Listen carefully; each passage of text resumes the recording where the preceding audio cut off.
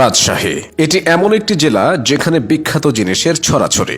আম, লিচু এবং মিষ্টান্ন সামগ্রী তেমনই কিছু বিখ্যাত জিনিস। রেশমি বস্ত্রের কারণে রাজশাহীকে রেশম নগরী নামে ডাকা হয়। শিক্ষিত জনপদ রাজশাহীতে রয়েছে ঐতিহ্যবাহী কিছু শিক্ষা প্রতিষ্ঠান। এসব শিক্ষা প্রতিষ্ঠানের খ্যাতি দেশের গণ্ডি ছাড়িয়ে বিদেশেও ছড়িয়ে পড়েছে। এর মধ্যে বাংলাদেশের দ্বিতীয় বৃহত্তম বিশ্ববিদ্যালয় রাজশাহী বিশ্ববিদ্যালয় এবং দেশসেরা রাজশাহী কলেজ এ শহরে অবস্থিত। দেশের এবং দেশের বাইরের বিভিন্ন জায়গা থেকে রাজশাহীতে পড়াশোনার জন্য অনেক শিক্ষার্থী আসেন। রাজশাহীতে বেশ কিছু বিখ্যাত ও ঐতিহাসিক মসজিদ, মন্দির এবং উপাসনালয় তথা ঐতিহাসিক স্থাপনা রয়েছে। রাজশাহী বাংলাদেশের শহরগুলোর মধ্যে সবচেয়ে পরিচ্ছন্ন এবং সবুজ।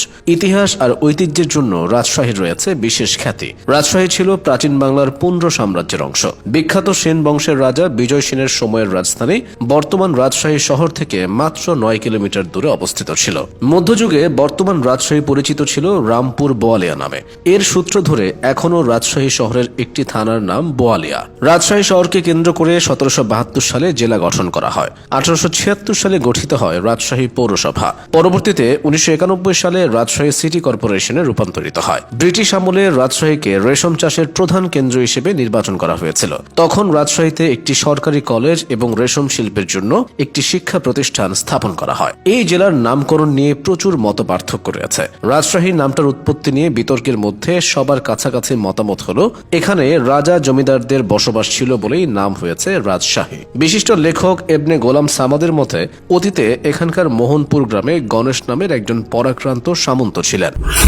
এই সামন্ত একসময় গৌড়ের ক্ষমতা দখল করে হন রাজা গণেশ। তার নাম অনুসারে হয়েছে রাজশাহী, কারণ গণেশ সাধারণত রাজা নামে পরিচিত ছিলেন। ক্ষমতা লাভের পর তিনি হন শাহী বা রাজকীয়। মুর্শিদ কুলি খানের সময় পদ্মা নদীর উত্তর ও দক্ষিণ পারের মুর্শিদাবাদ এক বিশাল অংশের জমিদারি নিয়ে গড়ে ওঠা পরগনার নাম রাজশাহী। 1784 সালে যার আয়তন ছিল 13,000 বর্গমাইল। ধীরে ধীরে কমতে কমতে 1983 সালে এসে দাঁড়িয়েছে 850 বর্গমাইলে। 13 শতকের শেষের দিকে দরবেশ শাহ মখদুম রূপস রাজশাহী অঞ্চলে ইসলামের সুমহান বাণী প্রচার করেছিলেন। শাহ মখদুম রূপস সারা পৃথিবীতে বিখ্যাত।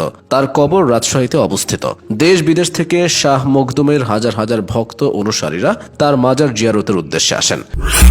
রাজশাহী শিক্ষানগরী হিসেবে ব্যাপক পরিচিতি পেয়েছে। রাজশাহীতে 367টি মাদ্রাসা, 193টি মাধ্যমিক বিদ্যালয়, 989টি প্রাথমিক বিদ্যালয় ও 110টি কলেজ রয়েছে। দেশের একমাত্র পুলিশ একাডেমি এবং পোস্টাল একাডেমি এই জেলাতে অবস্থিত।